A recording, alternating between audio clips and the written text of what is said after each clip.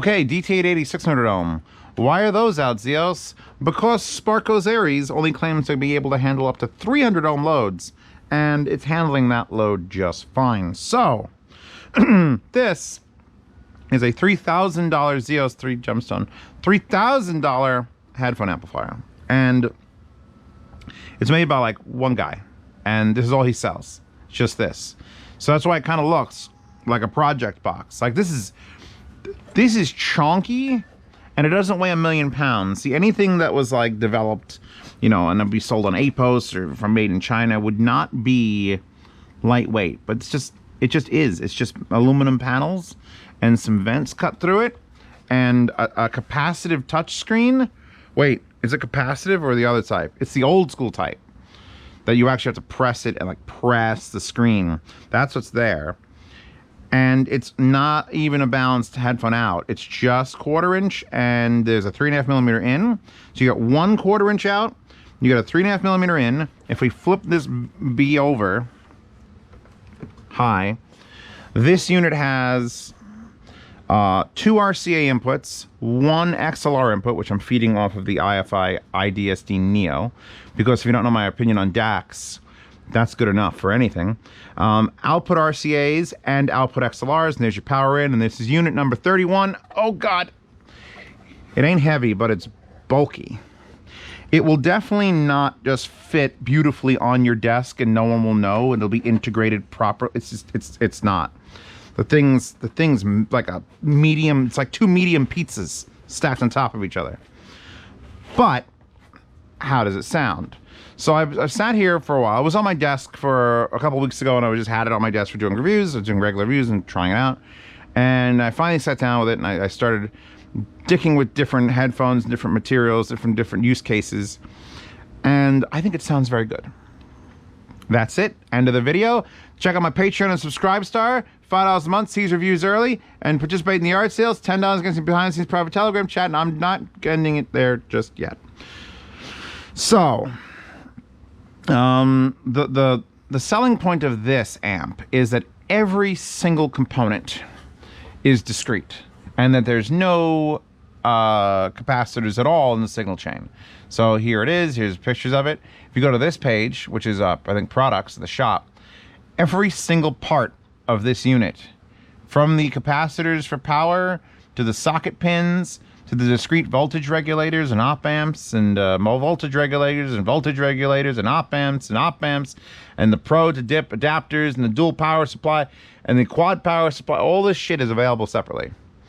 I don't know if you could build your own, honestly. I didn't look that far into it, but the completed amplifiers are either 2,500 for the base model or 3,000 for the full model. And that's it. There's nothing written there. It's just here. In fact, even on this page, there's not even specs for the power. And I guess that's fine if I never run out of power, because I've never run out of power. We've got so many discrete things and metal shielded power transformers and oh wait, I'm sorry. It's got 355 milliamp peak, 14 volt peak output capability. I hate when they give me output in voltage and not watts. I want watts. I'm a simpleton. But DC and overdrive protection. Actually, I got to throw a protect circuit on it, and the screen said, "Hey, we've detected clipping on the input side." Blah blah blah blah blah. I'm like, whoa, that's cool. Hi Chewbacca. Bye Chewbacca. She's doing her rounds. And because I was feeding off this and I had the volume down and I turned it up during a loud song, and it detected weird, and I was like, no, warning. And I'm like, that's an amazing use of an actual display. Like SMSL makes every fucking thing on the earth, and it's like number and then little letter and then it's like weird symbol. Whereas this feels like someone who actually understands the language of English, or maybe even the words and technology, has put something together so that I can actually use it. So, where are we going? Tour of the unit. You saw the back. The box is huge. The front has 2 knobs, the Sparkos logo, the recessed capacitive touchscreen, a 3.5mm line in case you want to use that, and a 1/4 inch jack, and that's it. So, the knobs, which are interchangeable in the settings. If for some reason you wanted to reverse what they do, this one's balance and this one's volume. I like when you have if you have a hearing disorder, or for some reason you need to have the volume not be perfectly centered and balanced, you can usually dig up in some settings, but this has it like boom, right there, front and center, up to 30 decibels left and right. And let me just take the camera off my head for a second. Hold on. And it's fast. It's boom and boom like that. The problem with the fast of that knob is the same fast on this knob. And that's volume. So I'm going to set the gain, gain to low. And we're at negative 53. That changes depending on where you are. We have the 880 600 ohms, so I'm not worried too much. But I'm going to take my finger, I'm going to put it on the 9 o'clock, and I'm going to bring it to the 3 o'clock. And we have just raised the volume 53 decibels, and that is my biggest complaint on this unit, is the speed of everything. That is fast, and if you do that on not low gain, you're going to blow something up. And I wish that was an option in the menu, because I feel like just setting it so that, like, because obviously there's no clicks or detents in this, it just is smooth. So I'm pretty sure they can set it so that you know, one full rotation could be 30 decibels.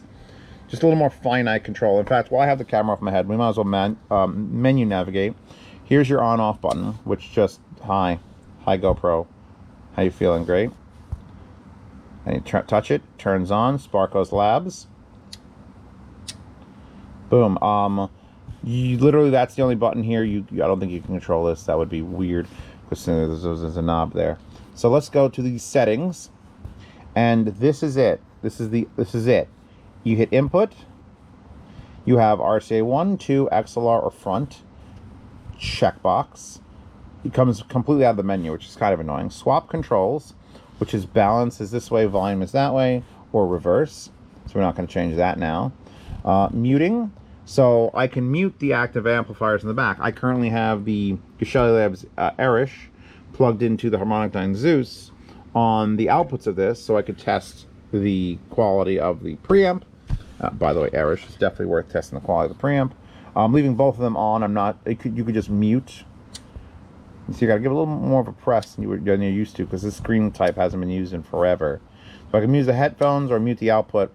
I kind of wish that was on the home screen as just a single button to swap them back and forth, but you know, I'll take that over nothing.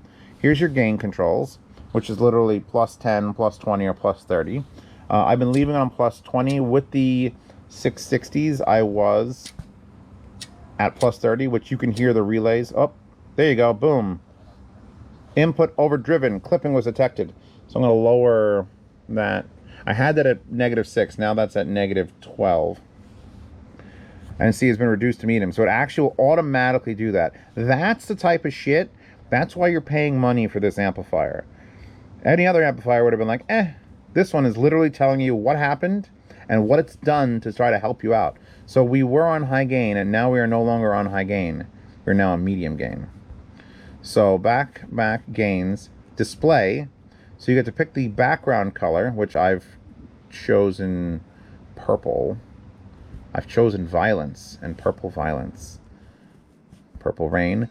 And then display again, foreground color, which is that green, which is the text color, which I guess you could change that to darker green. There you go.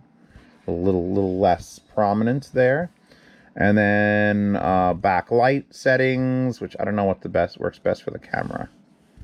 Let's see. It seems to be fine with most of this. And you have to... The old school screen is kind of awesome, actually. And then that's it. And then back. And then you have back. And then you have restore, which will restore all the settings. So that's the tour of the UI and all the software controls of the Sparkos. So it's very basic, yet full featured. So let me lower that down. I hate how fast that is. That is so worrisome, because, I mean, I don't like any time I could reach over and I've just accidentally moved. Oh, God. I've turned these into speakers.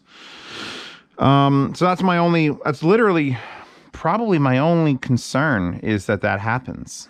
Is that it's just I want a little bit more, or a volume lockout. I know some of the other amplifiers you set like 0, because it goes to 0 and then it goes above 0. And if I pause the music, we can go to plus 20 decibels. So now if I go all the way down, negative 43 on different gain settings. On high gain, it's negative 33. On low gain, it's negative 53. And I hit power. I'm going to turn it back on. I guess that would be a negative too. I was just popping through the menus, and if you click that right-hand corner, you will turn it off. Because it doesn't have a confirm. It's just, you don't have to hold it. It's just off. So, second slight, minute little fucking change that I would go with. I'm going to go back to gain. I'm going to go back to medium. I feel safe on medium.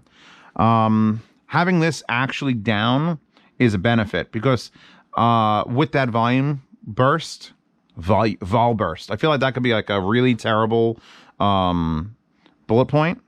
Contains vol burst technology where the volume can just like go, ah! Hashtag copyright Zeos 2021.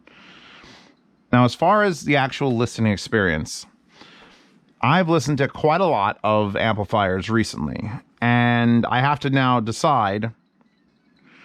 Well, let me get off these headphones, because these are not normal headphones.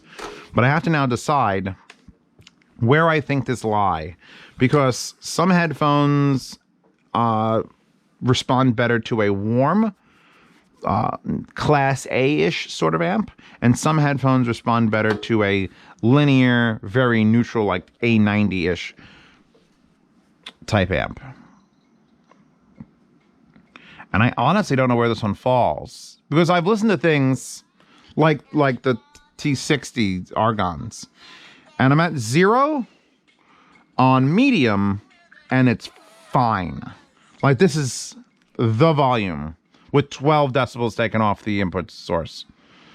So I could probably put that up a little bit, and I can lower this a little bit more. I shall lower it all the way. I'm going to crank this to 0. That might be putting out too much volt. Yep, overdriven. Clipping was detected, reduced to low gain. So obviously it does not like full DAC outputs, which I guess could be a negative, which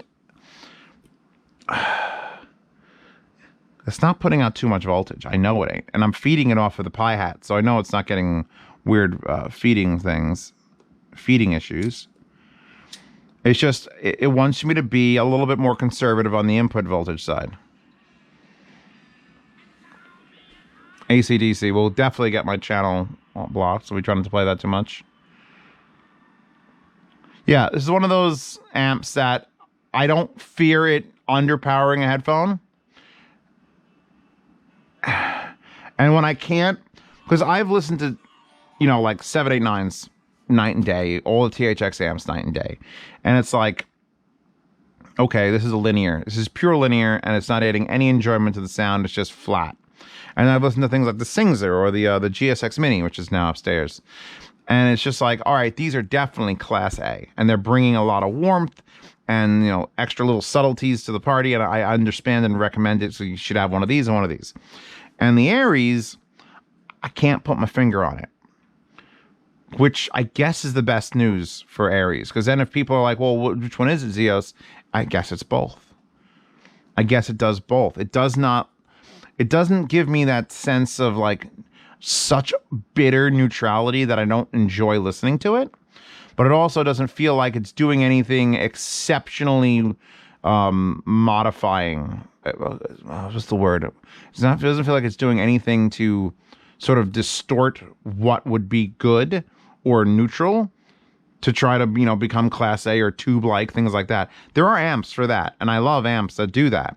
But usually I put those next to amps that are linear so that you can pick and choose. And you don't have to with this. It just is. The only issue I have, obviously, I'm a fan of balanced. I'm a fan of usually balanced adds a little more power and a little less noise.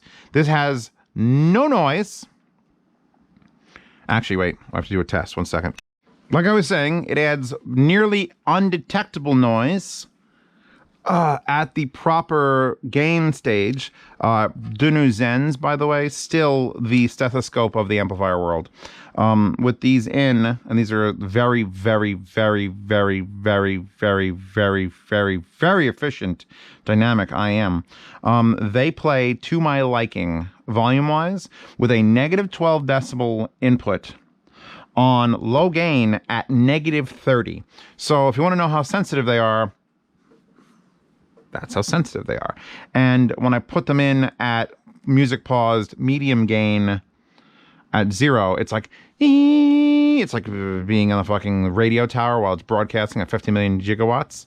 But set to low gain. Oh, the clicking on the volume sounds so adorable through these. Because it's a little tink, tink, tink, tink. That's one of the selling points of the Aries, by the way. I just combined Sparkos and Aries to Arcos.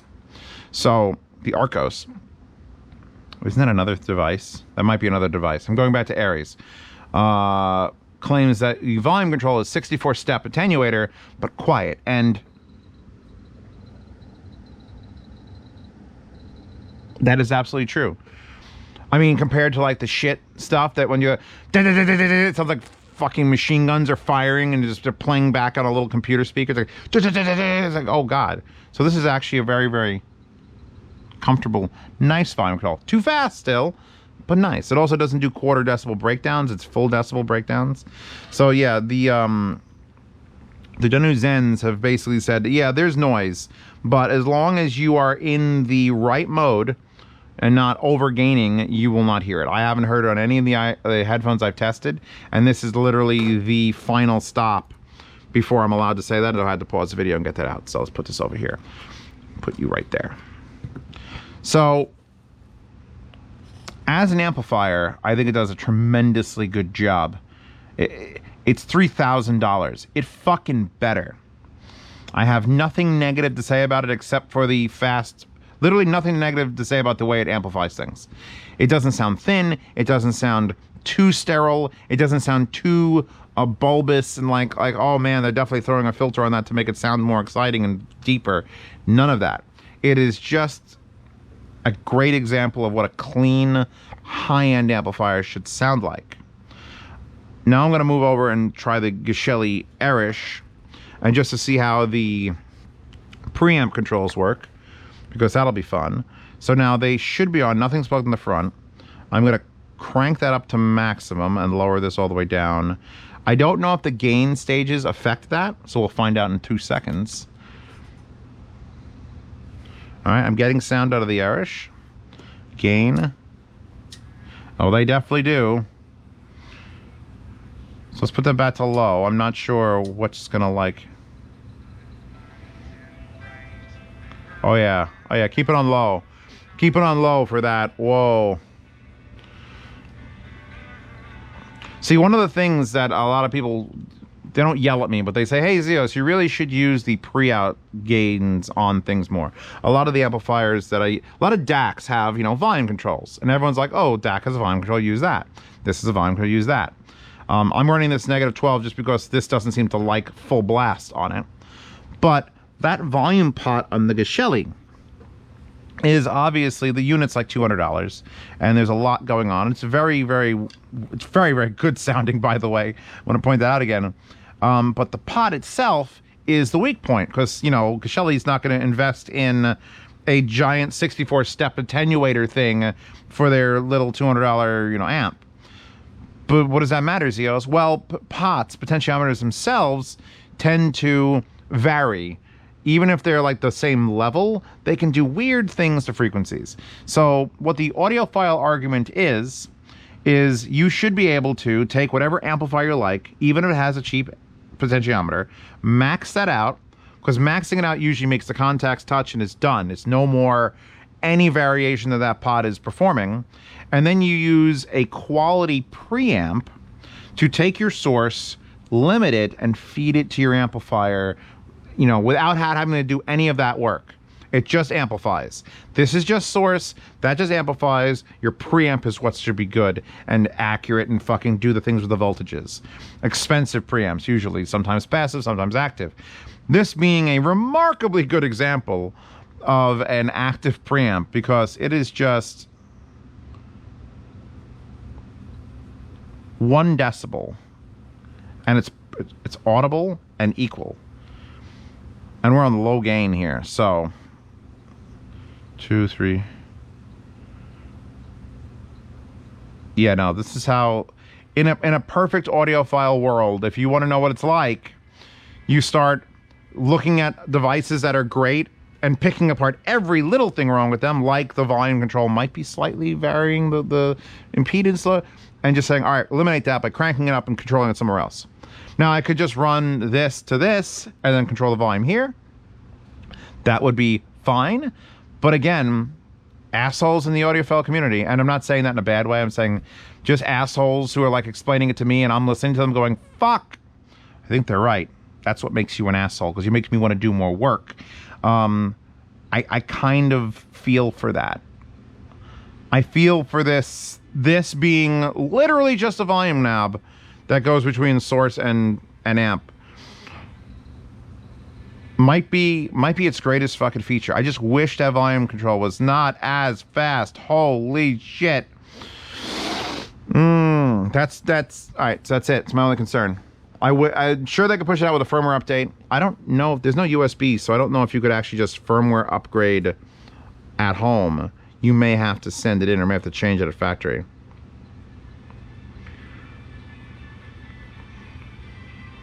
God, that sounds good, in fact. So we're at low gain 22. Switching it out. I know I'm playing Foo Fighters, but you know, that's just life. Please. Ooh. Like these, you learn. If you listen to Foo Fighters, always listen to live revisions of Foo Fighters, because the people who record them live tend to give them more of a shit than they do in the studio. So yeah, Sparkos Aries, $3,000. Very basic, yet some features that I would like to see on every amplifier. Kind of ugly, I'll be honest. I mean, I'm glad I got to change it to a purple background. That makes me very happy. Do this, hold on. One last listen to one last thing. I took these out for another comparative review, and I'm like, I need to listen to these again. If you don't know, these are the One More Tridents. And they're uncomfortable, but my God, are they good.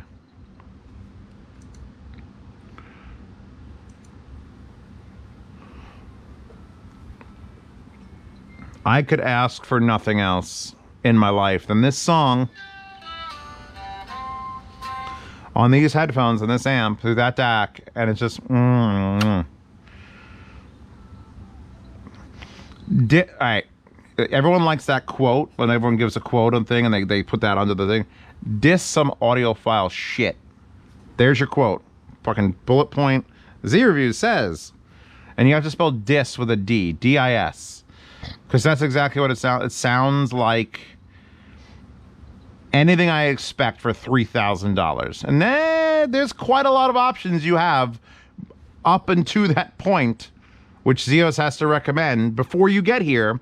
But I think you know if you're buying a Sparkos Aries. I think people who started this video don't care that I want to save them thousands of dollars, and they'd probably have most of the enjoyment out of like lesser stuff, but they want this, and I don't blame them. I mean, these are like $130 headphones, but Zeos knows his cheap, good headphones, and this is a good, cheap headphone, and it sounds fucking remarkable on the Aries. So I'm going to stop.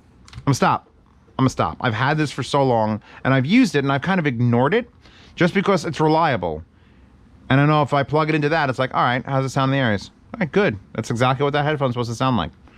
I actually am digging it more for the preamp aspect. I would probably feed it into a bunch of other things, like even things like the Singzer. Like, they have a nice volume pot, but you know what's better than a nice volume pot? What's in a $3,000 preamp amp? Will probably beat that. So yeah, I'm done. Links to this, links to this, links to all this crap, including the if you have Dunu Zens, just know you're going to listen to everything you have with these on, and you're going to learn bad things, terrible things. There's only a handful of amplifiers that have zero sound. This is not one of them. The GSX Mini, which is $2,000, also sounds like it's raining far away. But at least you get to hear the click-a-clicks with these. Wallpaper. That's Blake. Cute Blake stretching cat girl. Where's my cat girl? Chewbacca, you're my cat girl. She's not actually. She's my cat old lady. Links in the description. Links to all this. Links to that. Patreon and Subscribe Star. If you want to see these reviews early, now that I'm doing every other day reviews, these reviews tend to sit on there for a little bit longer. So if they run out of stock, it's your fault for not being a patron or a Subscribe Star subscriber. The yard sales, 1st to the 10th of every month.